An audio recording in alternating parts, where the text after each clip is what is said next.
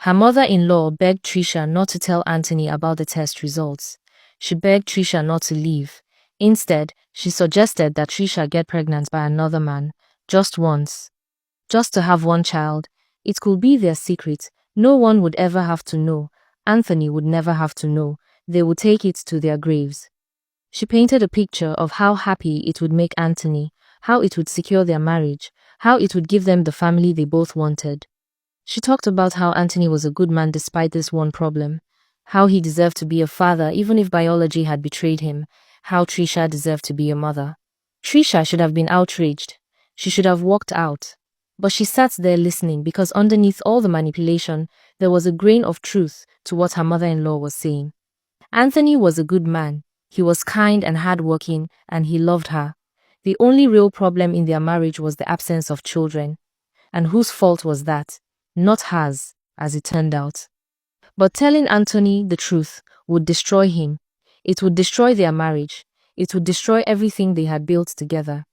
Her mother-in-law kept talking, kept pleading, kept painting scenarios until Trisha's resolve began to crumble. Finally, she agreed. God help her, she agreed.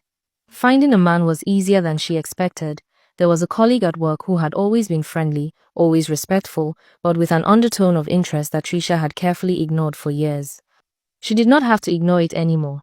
She did not tell him the real reason. She simply allowed things to develop naturally over a few weeks until the inevitable happened. It felt wrong and right at the same time.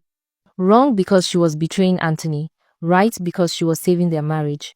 She told herself that this was for both of them, even if Anthony would never know it. When she saw the positive pregnancy test 6 weeks later, Trisha felt a complicated mix of emotions. Joy because she was finally pregnant, guilt because of how it happened, relief because the nightmare was over. Fear because now she had to live with this secret forever. She told Anthony that evening over dinner. He cried.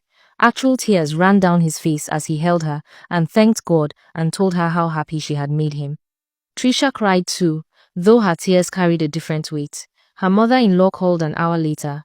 She did not say much, just congratulations and thank you, and we will never speak of this again. They never did. The pregnancy progressed normally.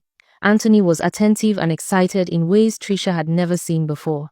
He read parenting books, he painted the nursery, he talked to her belly every night.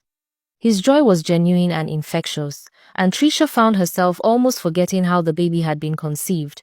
Almost. The guilt never fully went away, but it became easier to live with. When their son was born, Anthony held him like he was holding the entire world. He named him Emmanuel, which means God is with us. Trisha thought the name was fitting in ways Anthony could never understand. The first year of Emmanuel's life was the happiest year of their marriage. Anthony was a devoted father. He woke up for night feedings. He changed diapers without complaint. He took Emmanuel everywhere and showed him off to anyone who would look.